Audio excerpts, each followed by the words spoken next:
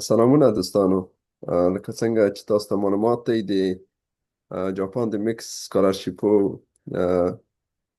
په اړه باندې نوي معلومات خپاره شوي دي او دا سکالرشیپونه افغانستان دپاره مخکې بند وو او اوس بیا نوي محصلین مني. په دې اړه هم خوشبختانه د توکیو تیک پوهنتون د دکترا د محصل نور صاحب سره نن په دې اړه باندې خبرې کړې دي او نور صاحب خپله د دې پروسې محصل دی او موږ غواړو چې دنه نوي معلومات واخلو. نور صاحب خیر راغلی. سلامونه قدرمن خورم صاحب او قدرمن دوستانو ته چې فعلا دا پروګرام د تاسو فیسبوک له صفحې څخه ګوري، همدارنګه وروسته له دې څخه یې ګوري. هیله د روغ او جوړ به اوسېږئ. ډېره زیاته مننه قدرمن خورم صاحب چې دا برنامه هم تنظیم کړله. لکه څنګه چې مخکې موږ یادونه وکړله په اوسنیو شرایطو کې واقعا چې ډېر ښه فرصت ده او زموږ تاسو ځوانان باید له دې فرصت څخه اعظمي استفاده وکوي او اپلای ورته وکوي. نو انشاءالله چې موږ او تاسو کوم څه په وس پوره وي د راهنمایي بخش کې یا د همکارۍ بخش کې هغومره همکاري به موږ تاسو ورسره کوو. نور صاحب که دې ته راشو چې تاسو آلریډي ماستري د میکس سکالرشیپ د پروګرام له لارې تکمیله کړې ده، په لومړي قدم کې تاسو ته مبارک وي. نو دا پروسه د کومه نقطې نه شروع کیږي؟ کوم مسایل پکې مهم دي؟ اول که راشو فکر کوم چې اول باید پوهنتون انتخاب شي او سټیپ بای سټیپ استاد انتخاب شي. د کوم نقطې نه شروع کیږي او کوم مسایل پکې ډېر مهم دي؟ مننه قدرمن خورم صاحب. زه به په لومړي سر کې یو څه داسې بیسیک معلومات دغه کسانو لپاره ورکړم چې د میکس سکالرشیپ په هکله باندې دوی معلومات نه لري. نو له ډېر ابتدایي معلوماتو څخه به شروع وکړو. میکس چې دی اصلا د جاپان د دولت له طرفه تمویلونکي سکالرشیپونه دي او په مجموع کې میکس یا مګزیټ چې ورته وایي دوی دوه عمومي ګروپونه لري. یو ګروپ یې چې د هغه سکالرشیپونه دي چې د سفارت له لارې ورکول کیږي، امبیسی ریکمنډیشن ورته ویل کیږي. یو ګروپ یې چې د دویم ګروپ یې هغه ګروپ ته چې د یونیورسيټي له طرفه ریکمنډ کیږي. نو دا دوه هغه مین ګروپونه دي د میکسډ. فعلا چې په افغانستان کې کوم میکسډ یا میکزیټ سکالرشیپونه اعلان شوي دي دا امبیسی ریکمنډډ سکالرشیپونه دي، یعنې د سفارت له طرفه اعلان شوي دي. لکه څنګه چې تاسو او ځینې دوستانو به کتلي هم اوسېږي د جاپان سفارت په خپله ایکس پاڼه باندې په کابل کې د دې سکالرشیپونو د اعلان خبرتیا ورکړې ده. نو دا په لومړي ګروپ کې راځي او موږ تاسو به وروسته د دې سکالرشیپونو په هکله باندې مکمل بحث وکړو چې دا کوم ډاکومنټس ورته ریکوایرډ دي او د دې لپاره باید دوستان کوم نکات په نظر کې ونیسي تر څو دوی د کامیابۍ او د شارلس کېدلو چانس لوړ شي او د دې سکالرشیپونو تعداد او په ځینو نورو مسایلو باندې انشاءالله موږ او تاسو مکملې خبرې وکړو. نو نه پوهېږم خورم صاحب چې تاسو برنامه څنګه ښه بولئ، چې زه مکمل معلومات په ډیټیلز باندې له اول څخه تر اخره پورې ورکړم یا تاسو د دوستانو یا خپل کوم سوالونه چې تاسو ترلاسه کړي هغه د ما سره شریکوئ یا د هغې په هکله باندې زه معلومات ورکړم. نو هر رقم چې تاسو مناسب بولئ هماغسې به انشاءالله چې مخکې لاړ شو. مننه ډاکټر صاحب. نو زه فکر کوم چې چانس به تاسو ته درکړو، یعنې د موقع ده چې دوستان د تاسو نه واوري که په دې لړ کې کوم سوالونه به دوستان هم ورخلو. نو دغه پروسه که د اول نه تشریح کړئ د کومې نقاط پکې مهم دي، مثال ریکومنډیشن لیټر شو، ریسرچ پروپوزل شو او ډېر ښه خورم صاحب، پوه شولم. زه به انشاءالله مکمل معلومات د اپلیکیشن د هغه باره کې ورکړم له اول څخه تر اخره پورې چې څنګه دوی کوم ډاکومنټس آماده کړي او له کوم ځای څخه شروع وکوي. نو لومړی خو لکه څنګه چې ما یادوري وکوله دا سکالرشیپونه چې دي هر کال اعلانیږي او یو شی چې ډېر تر اوسه پورې ډېر دقیق معلوم نه دي، اما نظر د موږ معلوماتو ته د څو کلونو کې چې زه د میکس د سکالرز سره په ارتباط کې یم هغه کسان جاپان ته راځي، نو په ډېر احتمال سره چې هر کال دوی 2 الی 3 سکالرشیپونه ورکوي، یعنې 2 یا 3 کسان دوی هر کال انتخابوي د ټولو هغو کسانو څخه چې اپلای ورته کوي. یو میس انډرسټینډینګ یا هغه غلط فهمي چې وجود لري هغه دا ده چې په کوم لینک چې اعلان شوی دی سفارت له طرفه، په هغې کې داسې ویل شوي چې 100 کسان یا ځینې وخت 10 کسان یادېږي چې دومره کسان به موږ انټرویو ته سلیکټ کوو. ولې دغه صرف د انټرویو دپاره سلیکټ کېدونکي کسان دي. دا په دې معنا نه دي چې دغه ټول به سکالرشیپونه هم ګټي، او په اکثره وختونو کې یعنې په دغې 2023 څخه تر اوسه پورې چې زه د کومو کسانو سره په ارتباط کې یم 2 الی 3 کسان انتخابي هر کال. نو دغه لومړی هغه ده چې دا سکالرشیپونه چې دي کمپیټیټیو دي، رقابتي دي.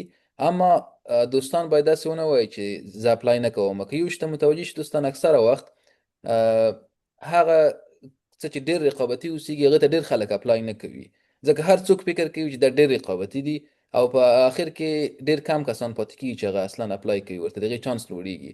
نو هر څوک چې علاقمندي لري او په ځان باندې مطمئن اوسي چې حتی 30% چانس هم لري یا 20% چانس هم لري، خپل چانس باید وازموي. ځکه که چېرته سږ کال ونه شي، راتلونکي کال ته بیا همدغه سکالرشیپونه اعلانېږي، همدغه پروسه ده، همدا ډول مخکې ځي. نو حداقل یو تجربه به ولري، راتلونکي کال دپاره به ورته آماده اوسېږي، چانس یې نور هم لوړېږي. نو دغه لومړۍ خبره ده. او دغې څخه وروسته راځو د ډاکومنټس په هکله باندې به وغږیږو چې کوم ډاکومنټس ورته ضرور دي. نو زه به دا خپل د هغه لینک اوپن کړمه، کوم چې سفارت شیر کړی ده. دلته ما سره په سکرین کې اوس همدغه لینک ده. لومړی دوی هغه ته ضرورت لري، اپلیکیشن فورم ته ضرورت لري. اپلیکیشن فورم چې دا یو عمومي فورم ده، په دې کې د محصل د اپلیکینټ کوم کس چې اپلای ورته کوي د هغې مکمل معلومات انټر کیږي، چې هغه له پرسنل انفارمیشن څخه نیول کیږي، چې مثلا د نوم ده او ځینې نور معلومات دي، ډیټ اف برث، نشنالیټي او دغه ادرس ده. د هغې معلومات څخه وروسته په ځینې نور هغه باندې د معلومات اخیستل کیږي چې مثلا آیا دا هغه کس چې اپلای کوي د مخکې کوم بل سکالرشیپ اخیستی دی یا نه ده اخیستی، او که چېرته یې سکالرشیپ اخیستی وي د هغې معلومات باید ورکړي. او یو بل څه چې په دې فورم کې ډېر ضرور دی هغه د تاسې د تحصیلي ریکارډ ده، چې تاسې مکتب له کوم ځای څخه شروع کړی ده، بیا پوهنتون مو څه وخت شروع کړی ده، بیا همداسې که چېرته ماسټري مو کړي وي د پي ایچ ډي دپاره اپلای کوئ، نو تاسو باید هغه تاریخونه ډېر دقیق پکې انټر کړئ. ځکه یو شي ته باید متوجه اوسئ دوستانو چې په جاپان کې یا کوم جاپانیان چې دي په اصطلاح باندې دوی صداقت ته ډېر ارزښت ورکوي.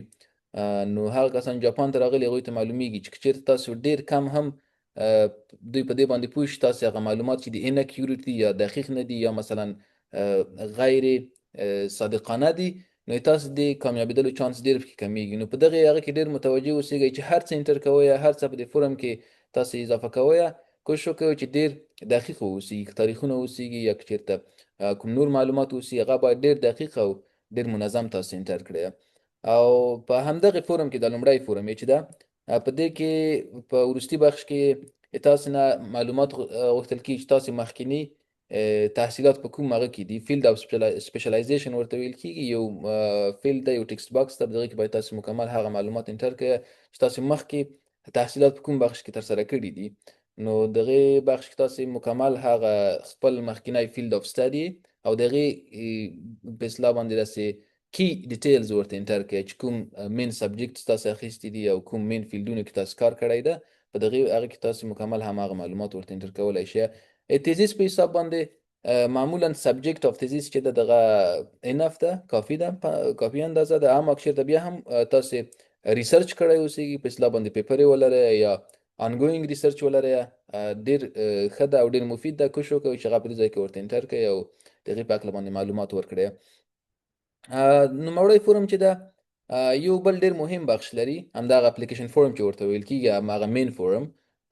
که چېرته ځینې دوستانو مخکې له مخکې دا لینک اوپن کړی وي د جاپان د سفارت د طریقه 03 په نوم باندې یو فایل ده، 03 دوی هر فایل ته یو نمبر ورکړی دی، 03 همدغه اپلیکیشن فورم ده. زه اوس د همدې باره کې تاسو ته معلومات درکوم. نو په دې فورم کې یو بل مهم بخش چې د هغه دا ده چې تاسې ولې جاپان انتخاب کړی ده او تاسو هغه ټریګر څه ده چې تاسو په جاپان کې انټرسټډ یې. په دغې نقطه کې اکثره کسان داسې اشتباه کوي، ځکه موږ خو داسې فکر کوو چې که چېرته موږ ډېر داسې یو څه ووایو چې هغه به چې موږ ته ښه ښکاري، نو ممکن هغه زموږ چانس لوړ کړي، اما داسې نه ده. په دې ځای کې باید تاسې داسې یو څه ووایه چې هغه واقعا د هغه کوم کسان چې تاسو اپلیکیشن سکن کوي د هغې توجه باید جلب کړي، هغه باید تاسو امپریس کړی شي په خپل دغې پارت اپلیکیشن باندې. دا ډېر مهم پارت ده. نو کوشش کوئ دا تاسو د مخکینیو تجربو سره لینک کړئ چې ولې جاپان تاسو ته ښه ده، ولې جاپان تاسو انتخاب کړی ده. هر څه کېدلی شي. زه به اوس دلته ډېر سپیسیفیک معلومات نه ورکوم، ځکه ځینې وخت بیا ځینې کسان ممکن همدغه معلومات ډېر کسان استفاده کوي، ټولو چانس به راښکته شي. نو تاسو خپله فکر ورباندې وکوئ، داسې څه پکې انټر کړئ چې تاسې ډېره مخکینۍ تجربه له جاپان سره ښکاره کړي. داسې څه مه انټر کوئ. لکه ما ځینې اپلیکیشنونه ترلاسه کړي دي له ځینو دوستانو څخه، ماته یې ویل چې ته زما اپلیکیشن ریویو کړه. په دې بخش کې داسې څه انټر کړي چې مثلا کله چې ما خپل ریسرچ اپلیکیشن فورم آماده کولو د همدغه سکالرشیپ دپاره، نو زه په جاپان کې ډېر زیات انټرسټډ شوم. اټ مینس چې مخکې له دې څخه په جاپان په هکله باندې مې هېڅ معلومات نه درلودل. کله چې ما همدغه سکالرشیپ ته اپلای کولو، کله چې ما د ریسرچ فورم آماده کولو، نو زه په دې کې انټرسټډ شولم. نو دې نقطې ته باید ډېر متوجه اوسئ دوستانو. داسې څه مه انټر کوئ پکې چې هغه تاسو خپله چانس خپله راښکته کوئ ورباندې. ځکه که چېرته یو څوک دا فورم سکن کوي یا ایډیټ کوي یا تاسو شارټ لیست پروسه کې داخل اوسېږي، هماغه پنل یا پنل ممبرز چې دي، هغوی دا وګوري چې ته ورته ووایې چې مثلا زه چې کله اپلیکیشن فورم یې کولی جاپان د سکالرشیپ دپاره، نو زه په جاپان کې انټرسټډ شولم. دا یې ما ټریګر و. نو زما په نظر باندې دا هېڅ ښه دلیل نه ده او تاسو د هغه چانس ډېر ښکته کوي. نو کوشش وکړئ په دې بخش کې ډېر دقیق او ډېر منظم معلومات او تاسو د داسې معلومات پکې انټر کړئ چې تاسو ډېره مخکینۍ تجربه له جاپان سره ښکاره کړی شي. او د هغې څخه وروسته دوستانو د ژبې معلومات دي. د ژبې معلومات تاسو خپله که چېرته د انګلیسي پروفیشنسي ولرئ ډېره ښه ده. توفل یا ایلتس یا تډولینګو هر څه چې اوسېږي، نو دغه ټول ښه هغه دي، حتما یې پکې انټر کړئ او چانس مو لوړوي. یو پوینټ مخکې تېر کال هم په یو برنامه کې ذکر کړی و د میکس په حساب باندې. هغه دا دوستانو چې تقریبا په دې باندې زه مطمئن یم چې هر کال 2500 نه 3000 کسانو پورې اپلای ورته کوي د سکالرشیپونو ته. ما لکه څنګه چې مخکې وویل 2 الی 3 سکالرشیپس دوی پرووایډ کوي، افر کوي. نو رقابت چې ده ډېر لوړ ده. په دې کې معمولا بیا د دې لپاره چې اسانه فلټرینګ وشي، ځینې وخت داسې کېږي. اما دا هغه څه دي چې زه خپله فکر کوم دوستانو. زه هېڅکله هم د جاپان د سفارت په هغه باندې نه غږېږم چې دوی څنګه پالیسي ده او نه زه په هغې باندې خبر یم له دې ځای څخه. اما هغه څه دي چې زما تجربې په اساس باندې تاسو سره شریکوم. ځینې وخت داسې کېږي ممکن چې هغه کسان مکمل شارټ لیست شي کوم څوک چې ټافل یا ایلتس ولري، لنګویج پروفیشنسي ولري، ځکه دا یو اسانه فکتور ده، یو اسانه کرایټریا ده د دې لپاره چې موږ او تاسې شارټ لیست ورباندې وکوو. فرضاً که چېرته 3000 کسان اپلای کړي، په دې کې 1500 کسان داسې دي چې هغوی ټافل او ایلتس لري، نو هغه حتما شارټ لیست دي. هغه ټول شارټ لیست دي، پلس ورسره په څنګ کې ممکن 100 یا 200 کسان د دغه نورو 2500 کسانو لیست څخه هم راوباسي. نو اټ مینس چې چېرته تاسو د پروفیشنسي ولرئ، تاسو چانس ډېر لوړ ده په لومړي شارټ لیست کې. په دې هغه کې به تاسو هغه د ژبې معلومات مکمل انټر کړئ ورته. او د هغې څخه وروسته تاسو د جاپان تجربه غواړئ چې معمولا موږ او تاسو اکثره کسان جاپان ته نه وي تللي مخکې نه، همدا مو اول ځل ده. نو په هغې حساب باندې تشویش مه کوئ. او همدغه مکمل اپلیکیشن فورم ده. مهم پوینټونه یې ما درته وویل. بیا هم که چېرته څه ستونزه وي، څه مشکل وي، کوم سوال وي، تاسو کولی شئ وروسته له دې څخه کله چې دا ویډیو ګورئ له موږ سره شریک کړئ د قدرمن خرم صاحب په طریقه، یا هم د ما سره مستقیما، یا هم د همدغه اوس چې کوم کسان فیسبوک کې لایو دا برنامه ګوري د کمنټونو لارې چې موږ سره شریک کړئ. انشاءالله موږ به وروسته بحث ورباندې وکوو. نو دا هغه لومړی فورم و. د هغې څخه وروسته دوستانو کله چې تاسو دا لومړی فورم تکمیل کړلو، را به شو دویم فورم ته چې هغې ته پلیسمنټ پریفرنس فورم ویل کېږي. دا فورم چې دا دوستانو په د سفارت د ویب سایټ لارې 04 ده، 04 نمبر باندې ده. په دې فورم کې تاسې دوستانو خپل هغه پوهنتونونه انتخابوئ کوم چې تاسو علاقمندي ورپکې لرئ. یعنې کوم یونیورسټي تاسو غواړئ چې په جاپان کې درس وکړي. ووایه 3 پوهنتونونه معمولا انتخابېږي. د پوهنتون نوم ده ګریجویټ سکول ده. په جاپان کې دوستانو معمولا فاکلټي سیستم ډېر کم ده چې فاکلټي دی ولري. دوی معمولا ګریجویټ سکولونه لري، اکثره خارجي هېوادونو کې همدغه حساب ده. او تاسو به یو پوهنتون انتخابوئ، د هغې پوهنتون ریلیټډ ګریجویټ سکول به انتخابوئ، او مثلا د سوپروایزر نوم انتخابوئ. ځینې دوستان په دې ځای کنفیوز دي چې زه څنګه سوپروایزر پیدا کړم. دوستانو نن سبا انټرنیټ د AI او د انټرنیټ د هغه اثر د زمانه ده، تاسو کولی شئ ډېر په اسانۍ سره سرچ وکوئ. بیا هم که چېرته کوم څوک کمپیوټر ساینس بحث کې استادانو ته ضرورت لري، زه کولی شم همکاري ورسره وکوم د ځینې استادانو په معرفي کولو کې. ولې ایم ناټ شور چې هغوی به تاسو قبول کړي یا قبول نه کړي، هغه وروسته خبرې دي. په لومړي سر کې کله چې تاسو اوس اپلیکیشن سبمیټ کوئ دوستانو، په دغې فورم باندې ډېر تشویش مه کوئ. یو خبره چې غواړم تاسو د دې لپاره درته وایم چې تاسو مطمئن شئ کله چې تاسو لومړی سټیج پاس کړئ د انټرویو او د امتحان بیا تاسو ته سفارت یو همکاري در سره کوي چې که چېرته په دغې بخش کې تاسو کوم یو پوهنتون نه وي خوښ یا مثلا غلط انتخاب کړی وي تاسو کولی شئ په هغې وخت کې بیرته تغییر کړئ ځکه دا چې دا د فاینل سلیکشن نه ده لکه کانکور د امتحان غوندې یا نور هغه غوندې تاسو کولی شئ په دې کې وروسته بیا تغییرات راولئ کله چې تاسو بیا پوهنتونونو سره اصلا ارتباط نیسئ نو اوس فعلا دپاره تاسې کوشش وکوئ چې close to your research field universities او سپروایزر پیدا کړئ اما که چېرته ونه اوسیږي هم it's not a big deal so په هغې باره کې تشویش مه کوئ او انشاءالله چې وروسته به تاسو کولی شئ تغییرات پکې راولئ نو دا هغه 04 فورم ده یا هم د ریسرچ پلیسمنټ فورم ورته ویل کېږي او د هغې څخه وروسته فیلډ اف سټادي یا هم 05 فورم د دې فورم باره کې دوستانو تاسې ته به دومره ووایم چې دا تاسو ډېر مهم فورم ده په دې کې تاسې دا وړاندې کوئ چې تاسو غواړئ په کوم بخش کې ریسرچ وکوئ او تاسو د ریسرچ مین ګول څه شی ده او د هغې څخه وروسته ریسرچ پلان مو څه ده ریسرچ ټیم مو څه ده او پاست اند پریزنټ فیلډ اف سټډي مو څه دي نو دا کسان چې په ریسرچ کې معلومات لري هغوی کولی شي دا فورم په اسانۍ سره ډک کړي او هغو کسانو ته چې معلومات نه لري کولی شي یو څه بیسیک معلومات د ریسرچ پروپوزل د آماده کولو باره کې لومړی زده کړئ د هغې څخه وروسته په دې فورم باندې کار وکوئ دا مهم فورم ده ډېر وخت ورته ورکړئ او ښه منظم یې آماده کړئ یو کنفیوژن چې دا فورم صرف یو صفحه لري ما ځینې مسیجونه ترلاسه کړي دوستانو څخه دوی وایي چې په دې یو صفحه کې څنګه کولی شم مکمل خپل ریسرچ پروپوزل ځای په ځای کړم که چېرته تاسو دوستانو د دې فورم د درېیمې هغه ته راشئ درېیم پوینټ ته په دې کې ذکر شوي دي this sheet must be created within 2 pages additional materials may also be attached bla bla so مکمل هغې معلومات یې ورکړي دي it means چې دا یو پیج نه ده must be created within 2 pages it means 2 صفحې چې دي تاسو خپل حق لرئ او هغه 2 صفحې هم کېدلی شي 2 پیجز البته هغه کېدلی شي سنګل ساید اوسیږي یا ډبل ساید اوسیږي نو as much as your research plan is تاسو کولی شئ دې سره اضافي اټچمنټ هم اضافه کوئ کوم ستونزه نه لري نو په دې هغه باندې دقیق کار وکوئ او کوشش وکوئ چې دې فورم باندې ډېر فوکس وکوئ دا ډېر مهم فورم ده د هغې څخه وروسته سرټیفیکیټ اف هیلث ده سرټیفیکیټ اف هیلث خو نو ډېر بیسیک سرټیفیکیټ ده په دې باندې تاسو ټول پوهېږئ انګلیسي ده او د هغې څخه تاسو کولی شئ په کابل کې د اکثره شفاخانو څخه ترلاسه کړئ شفاخانې ته یا دولتي وي یا هم شخصي وي هغې تاسو ورځئ هغوی مکمل تاسې ټیسټ کوي او دلته رسوي ټاپه کوي امضا هر څه یې کوي تاسو ته درکوي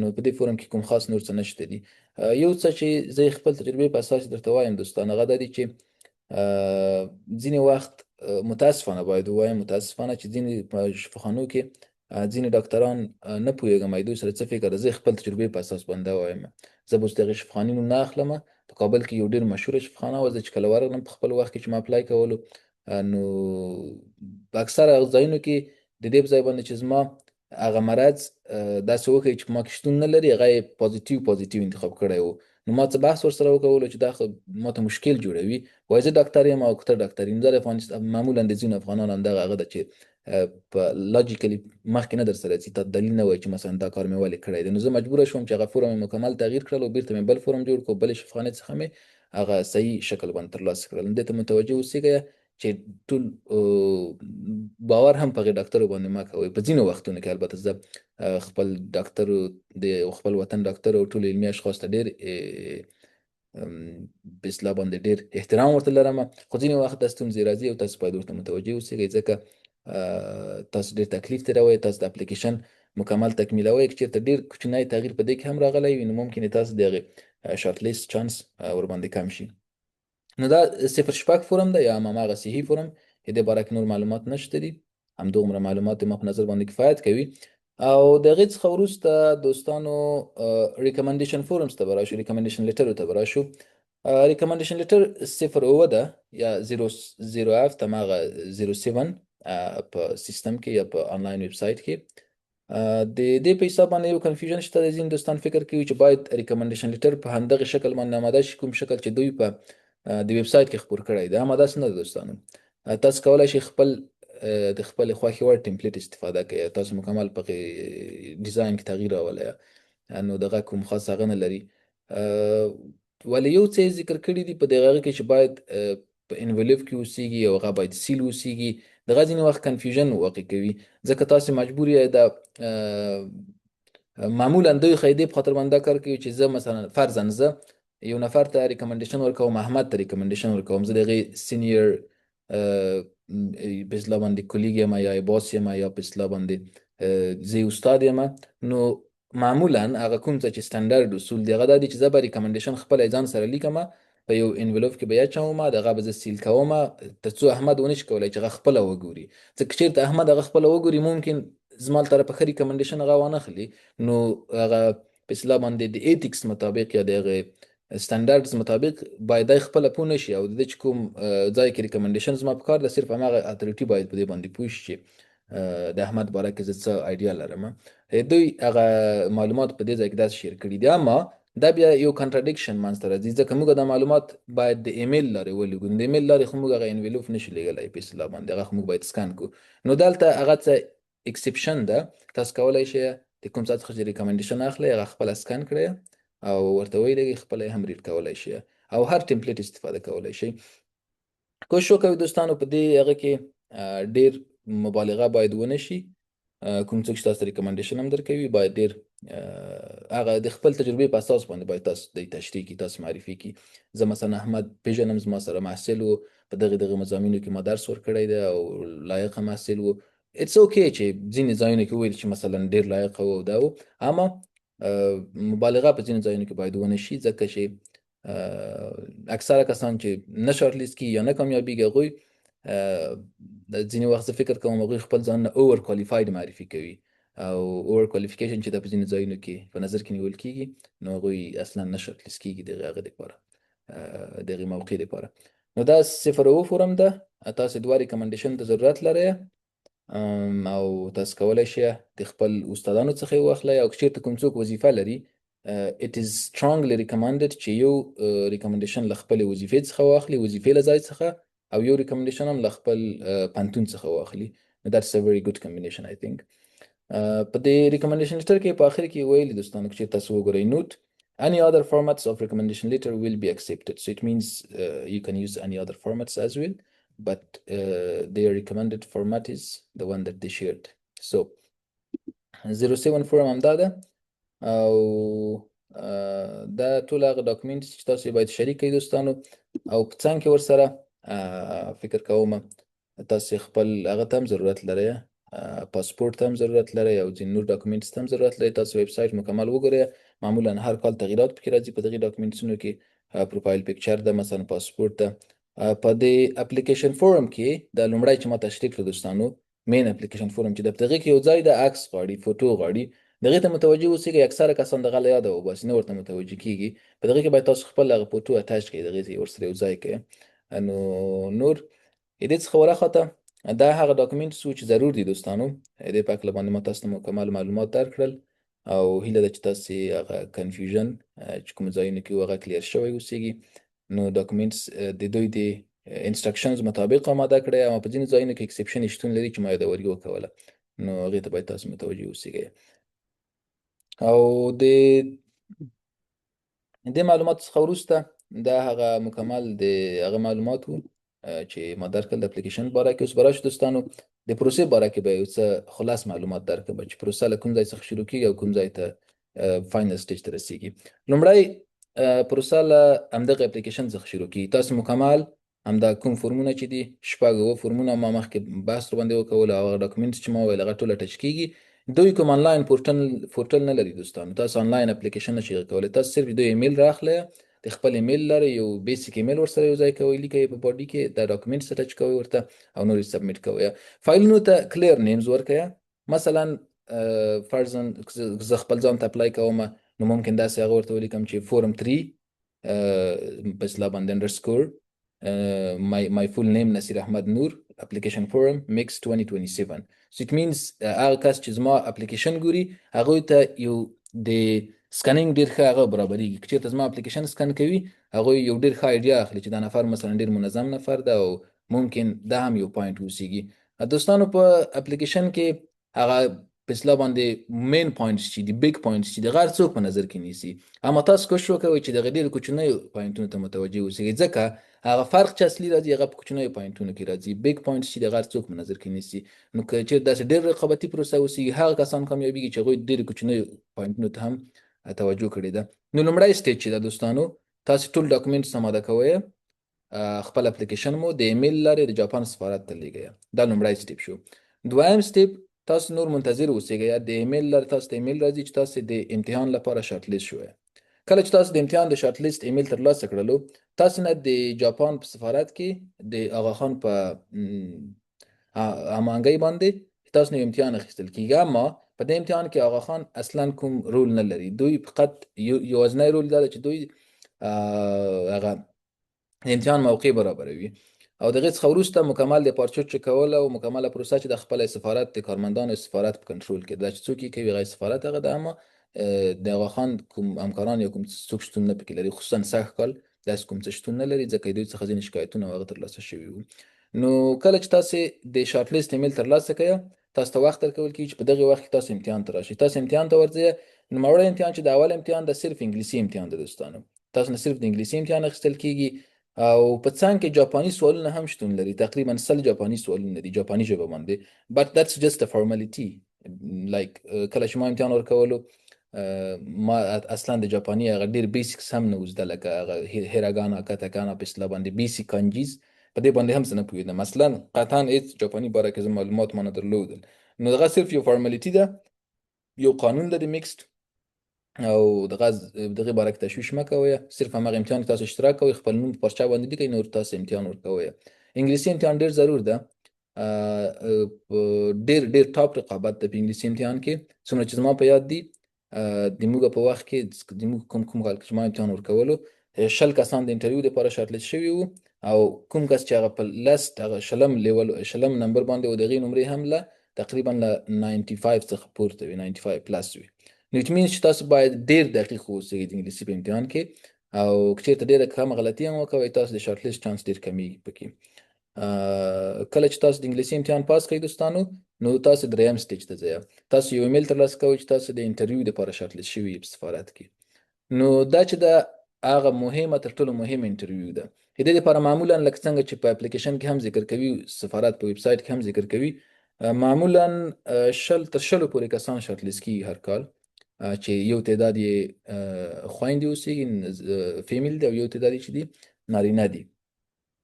نو دوی څخه انټرویو اخیستل کېږي.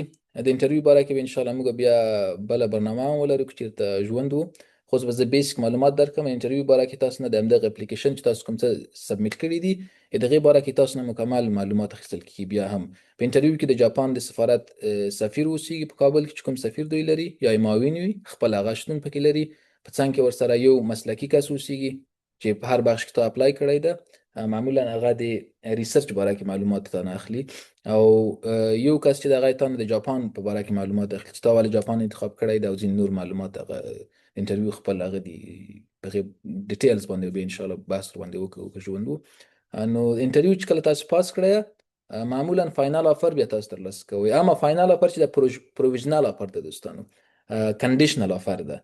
تاسو ته آفر درلېږل کېږي چې تاسو د میکسډ لومړی سټیج پاس کړلو، اوس باید تاسو له پوهنتون سره ارتباط ونیسئ، تاسو خپله نور پوهنتونونه پیدا کوئ، آنلاین هغه کوئ. دا هغه سټیج دی تاسو کولی شئ هغه 3 پوهنتونونه چې تاسو په لومړي سټیج کې انتخاب کړي وو، لکه څنګه چې ما مخکې وویل، د هغې پوهنتونونو سره تاسو ارتباط ونیسئ.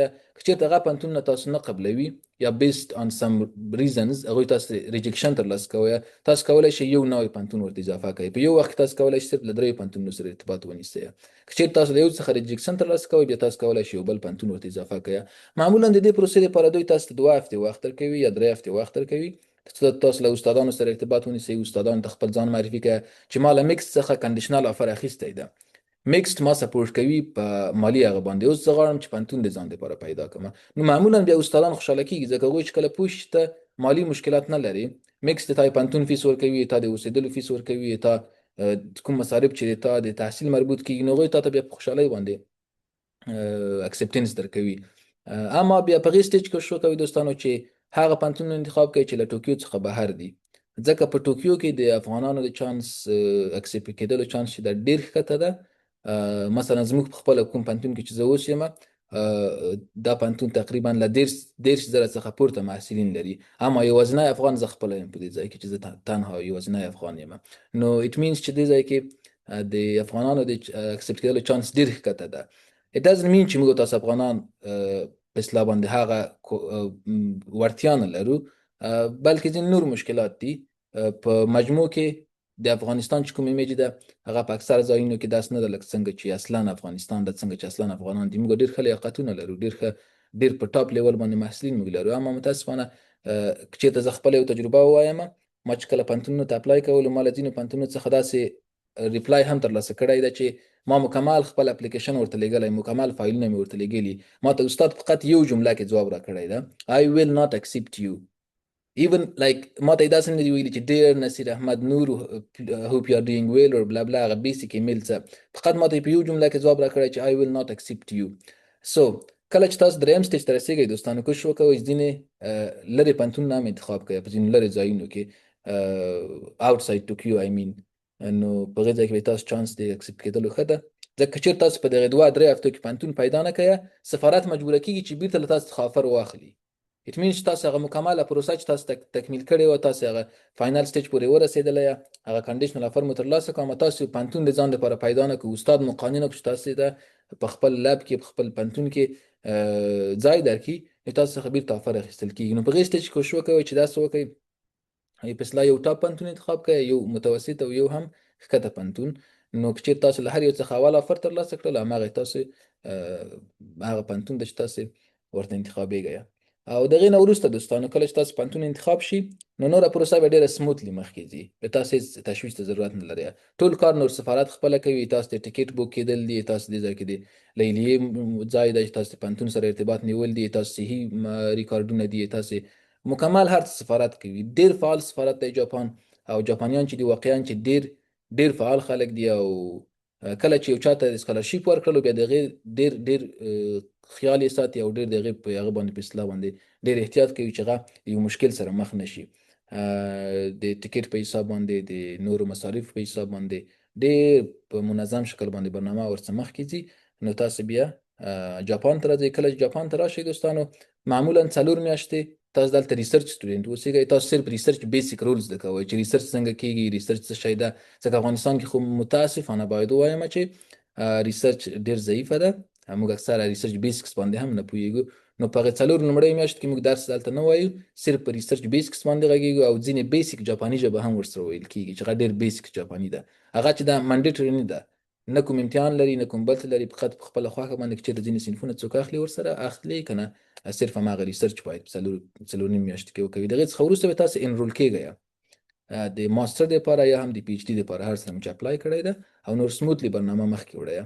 لکه څنګه چې مخکې خورم سم یادونه وکوله، د نوموړي سکالرشیپونه چې دي په اسانۍ سره کولی شي چې تاسو ایکسټینډ کړئ. کله چې تاسو ماسټر تکمیل کړو، مثلا زه خپله یې ماسټر دپاره راغلی وم دلته، نو صرف هغه فیصدي ورته ریکوایرډ ده. تاسو خپله فیصدي که چېرته پوره کړي وي، تاسو کولی شئ اپلیکیشن بیا سبمیټ کړئ همدلته په جاپان کې. نو تاسو د پی ایچ ډي دپاره پروموټ کېږئ، تاسو د پی ایچ ډي آفر ترلاسه کوئ. ما خپله د همدغې طریقه پی ایچ ډي آفر هم ترلاسه کړل، او فعلا الحمدلله په همدغې ځای کې، په همدې پوهنتون کې چې کوم کې ما ماسټري تکمیل کړې، د پی ایچ ډي برنامه په نږدې راتلونکي کې شروع کوم. نو دوستانو دا هغه مکمل معلومات وو چې د میکسډ په حساب باندې ما درلودل، او تاسو سره مې شریک کړل.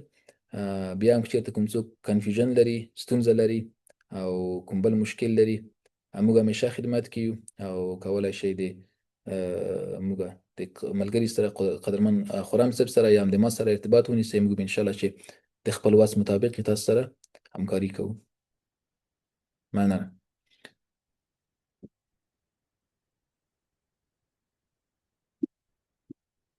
خرم صاحب فکر کوم تاسو مایک بند ده. په بخښنې سره نور صاحب، ډېره مننه چې تاسو معلومات ډېر دقیق او ډېر مفصل و. زه فکر کوم چې کومه پوښتنه به دوستان که لري، بیا وروسته هم کولی شي، که تاسو چې یادونه وکړله ما سره شریک کړي، او زه بیا تاسو سره شریک کړم یا تاسو ته ولیږي. ټول فورمونه ډېر منظم، خو متاسفانه یوه مسله ده چې هغه پوښتنه هم ده یا یو نظر دی د تاسو. زه متاسفانه چې کوم دوستانو نه پوښتنه ترلاسه کوم، هغه یو نوع پوښتنه کړي چې فکر کوي چې دا پروسه ته په مخ بوځه که نه. د هغو ملګریو لپاره تا څه نظر دی څه دی؟ یعنې دا پروسه هغه نفر چې په خپله غواړي چې کاندید واوسي د پروسې دپاره، هغه خپله باید یوه لااقل یوه بیسیک آیډیا ولري او وکولای شي دغه فورمونه مکمل ولوستلی شي او په هغه باندې ځان پوه کړي.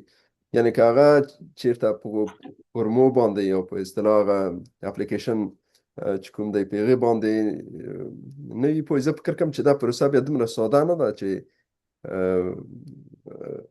یو محصل پکې بالکل ښه تیره خبره ته مې تیره اشاره وکړه قدرمن خرم صاحب، واقعا ډېر ښه نقطې ته مې اشاره وکړه. زما په نظر کې و چې همدغه څه یاد کړم، خو اوس مې له ذهن څخه هغه شو، ښه چې رعایت مې کړلو. زه اکثره مسیجونه ترلاسه کوم په دغه ورځو کې، خصوصا د موږ مسنجر او واتساپ چې دا ډېر سره بل رقم وي. څو ورځې مخکې تقریبا ما له خپلې مور څخه مسیج ترلاسه کړی و، 2-3 ورځې ما ځواب نه و ورکړی، ځکه د مسیجونو منځ کې رانه بېدرکه شوی و. نو په دغه ورځو کې تقریبا زما مسنجر چې اوس ګورم له 1.5-2.5 څخه به شاوخوا داسې مسیجونه چې ما اصلا ځواب نه ده ورکړی. ځکه مین مشکل همدغه ده، لکه څنګه چې تاسو یادونه وکړه خرم صاحب. ځینې کسان داسې پوښتنه کوي جاپان سکالرشپونه اعلان کړي، دې باره کې ماته معلومات راکړه. سو اټ مینس چې تا اصلا هغه سایټ اوپن کړی ده، نه تا هغه بیسکس لوستلي دي چې کوم فورمز پکار دي، څنګه آماده کیږي او څنګه باید په هغې باندې کار وکوي. ته له ما څخه مکمل معلومات غواړي. نو په دې کې سړی ځینې وخت خفه هم شي، ځکه هغه کسان چې واقعا مشکل لري هغه هم د سړي څخه ورک شي د دوی په منځ کې. نو زما ریکمنډیشن دا ده دوستانو چې هر څه باید ډېر تیار ونه غواړو، خپله باید یو څه زحمت وباسو. ځکه که چېرته موږ او تاسو خپله هغه اپلیکیشن پروسه مطالعه نه کړو، وی نه ګورو، مکمل فایلونه ونه ګورو، نو ډېره سخته ده چې موږ داسې یو اپلیکیشن سبمیټ کړو چې دومره په رقابتي پروسه کې د هغه کامیاب شي. لکه څنګه چې ما مخکې وویل دا ډېره ټاپ کمپیټیټیو پروسه ده. نو د دې لپاره باید تاسو ډېر دقیق خپله مطالعه وکوئ، خپل مکمل فورمونه مطالعه کړئ، حداقل 1-2 ورځې وخت ورته ورکړئ دوستانو. ځکه افغانستان کې فکر نه کوم موږ او تاسو دومره مصروفه اوسېږو چې موږ د دې مطالعې لپاره 1-2 ورځې وخت ونه لرو. او بل دا کوم داسې څه هم دي چې ته مطالعه کوې تا لپاره فایده نه لري، حداقل هغه انګلیسي ریډینګ به دې ورباندې قوي شي. مکمل مطالعه کوئ، ویې ګورئ. او که چېرته داسې کوم پوینټ کې کنفیوژن اوسېږي چې تاسو نه پوهېږئ چې څنګه کار وکوئ، په هغې صورت کې موږ خدمت کې یو، د موږ سره اړیکه ونیسئ، د موږ سره ارتباط ونیسئ. موږ ډېر خوشحاله کېږو د وطن داسې ځوانان چې هغوی واقعا وړتیا لري، واقعا غواړي چې څه وکوي، هغوی د موږ سره ارتباط ونیسي او موږ هغوی سره همکاري وکولی شو. اما لکه څنګه چې مخکې خرم صاحب هم وویل، ځینې دوستان وایي چې تاسو ماته اپلای وکوئ. معمول دقیقا داسې اپلیکیشن داسې میسیجونه ما هم ډېر ترلاسه کړي دي. اما ځینې خو ځینې آفرونه ماته راکوي چې زه به پیسې تا درکړم یا مثلا زه به پیمنټ درته وکوم. ولې متاسفانه چې دا خبر ښه هم ده چې سړی کوي. که چېرته زه په اپلیکیشن باندې مثلا 1 ساعت وخت ضایع کوم، په جاپان کې زه کولی شم په هغې 1 ساعت باندې هغومره پیسې وګټم چې د کوم اپلیکیشن کوم آفر چې ته راکوي د هغې 2-3 چنده اوسېږي. نو پیسو په حساب باندې موږ نه ضرورت الحمدلله ورته لرو، او نه هم دا زما په نظر باندې ډېر مناسب کار ده چې یو نفر د بل نفر په ځای باندې اپلیکیشن سبمیټ کوي او د هغې څخه پیسې اخلي. ځکه هر څوک باید هغه خپل لیاقت او د خپل وړتیا په اساس باندې مخکې لاړ شي. که چېرته یو نفر دومره هغه ونه لري چې اپلیکیشن آماده کړي او سبمیټ یې کړي، نو اټ مینس چې هغه د هغې سکالرشپ یا د هغې پوزیشن دپاره مناسب وړ کس نه ده. نو دغه رقم مسیجونه زما په نظر باندې ښه نه دي. نه تنها جاپان په سکالرشپ کې ډېر سکالرشپونه اعلانېږي. کله چې تاسو د هغې سکالر سره ارتباط نیسئ چې د هغې دپاره هغه په اصطلاح باندې هغه سکالرشپ هغې ګټونکی ده او سکالرشپ یې اخیستی ده، هغې ته هېڅکله داسې مه وایئ چې ته عمومي معلومات ماته راکړه یا مثلا ته ما دپاره اپلای وکړه. ځکه ځینې وخت هغه واقعا په دې باندې خفه کېږي او دا یې سړي زړه ډېر دردوي چې ما چې کله اپلای کولو ما څومره تکلیف یې دپاره تېر کړه، ما څومره مطالعه ورته وکوله، او ته اوس داسې یو پوښتنه یې مانه کوي چې ډېر غیر منطقي او غیر عادلانه پوښتنه ده.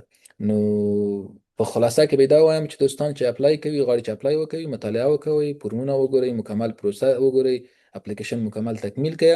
کوم ځای کې چې کنفیوژن وي، کوم ځای کې چې نه پوهېږئ، کوم ځای کې چې زموږ حتی ریویو ته ضرورت اوسېږي، چېرته غواړئ چې زه تاسو اپلیکیشن نه ریویو کړم، نو انشاءالله ته د هغې سرحده پورې همکاري کولی شم او نور هغه ټول دوستان همکاري کولی شي چې په دې برنامه کې داخل دي او تاسو سره په دې بخش کې انشاءالله چې موږ همکاري کولی شو. ډېره مننه نور صاحب چې موږ ته وخت راکوئ. سلامت او موفق اوسئ چې دومره مصروفیتونو او د مسئلې په دوران کې د دوستانو پوښتنو او د ځوانانو پوښتنو ته هم ځوابونه وویل او هغه خلاص موږ چې کوم سوالونه ترلاسه کړي وو ورته انشاءالله چې ټولو ته ځواب وویل شو. نو تماس به وي تاسو ته ښې چارې نور صاحب. مننه قدرمن خورم صاحب، ډېر خوشحاله شوم تاسو څخه ډېره مننه په اخر کې چې دا ښه برنامه هم تنظیم کړله او د هغو دوستانو لپاره چې مشکلات لري انشاءالله چې یو څه همکاري شوې وي. نو تاسو نه ډېره زیاته مننه او تاسو ته هم کامیابي غواړم په ژوند په چارو کې. نو فعلا ښه وخت ولرئ. السلام علیکم.